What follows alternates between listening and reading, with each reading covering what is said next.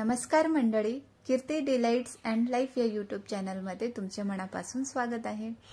तर आज आपण मसाले वांगी बनवणार आहोत। इथे 1/2 किलो मी वांगी घेतले आहेत आणि जसं भरलं वांग्यांना आपण कापतो त्याच पद्धतीने वांगी कापून घ्यायचे आणि मी पाण्यामध्ये टाकून ठेवलं म्हणजे वांगी काळपट होणार नाही। तर आपण वाटण तयार करून घेऊयात।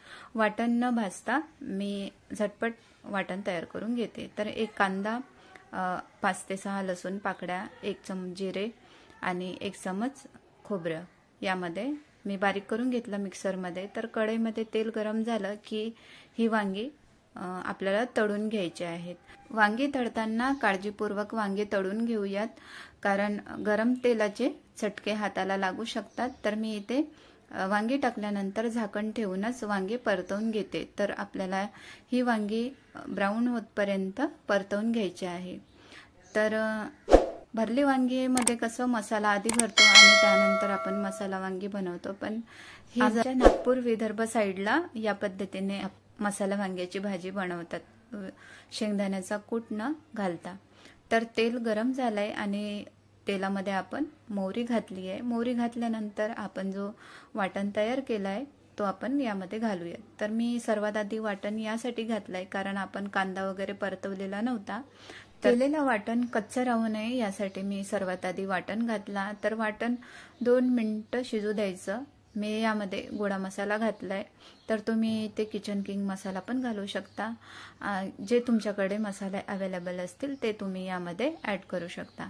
तर मी इथे बारीक चिरलेला कांदा घातला आणि कांदा वाफेवर 2 मिनिटं शिजवून घेतलं म्हणजे कांदा छान मऊ शिजेल। तर यामध्ये हळद पावडर घालूयात आणि तिखट पावडर घालूयात। 2 ते 2.5 चम्मच मी इथे तिखट घातलाय आणि 1 चमचा काश्मीरी लाल मिर्च पावडर। काश्मीरी लाल मिर्च पावडर हा तिखट नसतो, फक्त कलर छान येतो भाजीला। तर तुम्ही इथे तिखटाचं प्रमाण कमी अधिक करू शकता। यामध्ये थोडा मी पाणी घातला म्हणजे मसाले करपणार नाही। तर यामध्ये बारीक चिरलेला टमाटर घातलाय आपण आणि टमाटर छान आपण वाफेवर शिजू देऊयात। यामध्ये चवीनुसार मीठ घालूयात म्हणजे टमाटर छान मऊ शिजतील आणि ग्रेव्ही पण आपली छान तयार होईल। तर मी इथे 2 ते 3 मिनिटं वाफेवर टमाटर शिजवून घेते। तर ही मसाला वांग्याची भाजी तुमच्या भागामध्ये कशी बनवतात मला कमेंटमध्ये सांगा।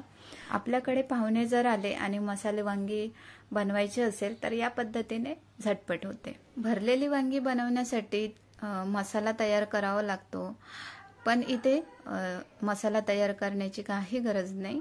ही जी ग्रेव्ही आहे वांग्यामध्ये छान शिजली की टेस्टी लागते भाजी। तर मी इथे मसाला छान 2 ते 3 मिनिटं वाफेवर शिजू देते म्हणजे आणखी चव येईल। तर आपण तळून घेतलेली जी वांगी आहेत ना या ग्रेव्हीमध्ये घालूयात म्हणजे ग्रेव्ही वांग्यांमध्ये छान शिजेल आणि टेस्टी लागेल। तर आपण सगळी वांगी यामध्ये घालूयात। जर तुम्हाला जास्त रस्सा नको असेल तर तुम्ही फक्त या पद्धतीने ग्रेव्ही ठेवू शकता।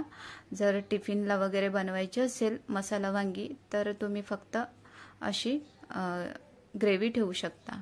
तर मी इथे रस्सा बनवणार आहे आणि म्हणजे भातावरही खाता येईल आणि चपाती बरोबर पण खाता येईल। तर मी इथे गरम केलेला पाणी यामध्ये घातलंय। तर मी इथे 2 ग्लास पाणी गरम केलं होतं आणि यामध्ये आपण घालूयात। थंड पाणी घालू नका, त्यामुळे भाजीला चव येणार नाही।